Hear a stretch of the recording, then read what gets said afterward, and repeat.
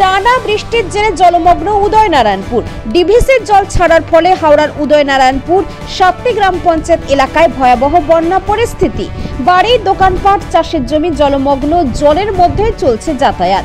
ডিভিসির জল ছাড়ার ফলে বেশিরভাগ এলাকা জলের তলায়, ভিটে মাটি সবকিছু হারিয়ে ফেলছেন মানুষজন। একেবারে কোমর পর্যন্ত জল, তারা কি করবেন বুঝে উঠতে পারছেন না। নৌকাই এখন তাদের ভরসা। এলাকাবাসীরা কি জানাচ্ছেন চলুন দেখে নেওয়া যাক। কি নাম, কোথায় বাড়ি আপনার? আমার বাড়ি পেরোতে টালিগোলায়। আমি গাড়ি রেখে আসছি দিবুসুর থেকে। মানে আপনাদের ওখানে অবস্থা কি? আমি লরি চালাই। আচ্ছা, ওখানের অবস্থা বলতে গাড়িটা আমার মাঠে ছিল, গ্যারেজে কাজ হচ্ছিল, গাড়িটা একটু তুলে রেখে এলাম পিছেতে। তো এটা কি প্রত্যেক বছরই এরকম অবস্থা হয়? প্রত্যেক বছর তো প্রায় সময় হচ্ছে।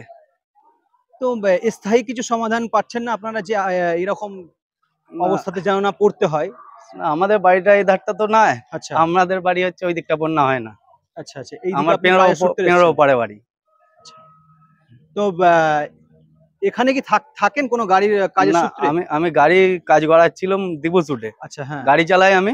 গাড়িটা আমি জানি বার করে নিয়ে পালিয়ে আসবো, আসতে পারিনি এত জল। আচ্ছা। তো এখন ওই গ্রামে যে লোকগুলো রয়েছে তারা এখন কোথায় আশ্রয় নিয়েছে আপনি জানেন? আমি ঠিক জানি না, আমি মেন রোড দিয়েই আসছি হেঁটে হেঁটে। কি নাম আপনার?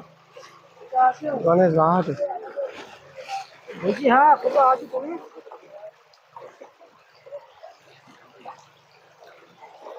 এটা কি প্রত্যেক বছরের সমস্যা এটা আপনাদের? প্রত্যেক বছর না, এই 2 বছর বন্ধ ছিল। হ্যাঁ, এবছরই জলটা বেশি হলো। তার আগে একবার হয়েছিল এতে কম, এবারে সব থেকে বেশি। তার আগে 2 বছর আগের 2 বছরে জলটা কমই ছিল।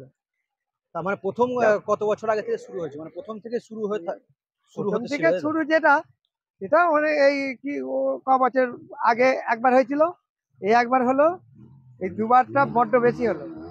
বাকিটা এই বারোমাসই হয়, কিন্তু এই 2 বছর কম ছিল, এই আগের বছর হয়নি। এবারে সব থেকে বেশি, এবারে সব থেকে বেশি। এইরকম অবস্থায় কত বছর আগে হয়েছিল? হ্যাঁ, কত বছর?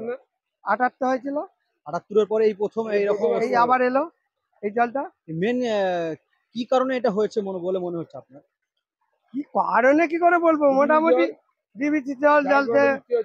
ওইদিকে জল যত বেশি হবে তত জলটা রাখতে না পারলে ছাড়বে, সেই জন্য জলটা বেশি, নাহলে জলটা এত হবে কেন, তাই নয়? রাজ্য সরকার থেকে কি ব্যবস্থা করা হয়েছে এই জলের পরিস্থিতি সামাল দিতে? সব কিছুই তো ব্যবস্থা আছে, এবার কিভাবে সব কিছু করছে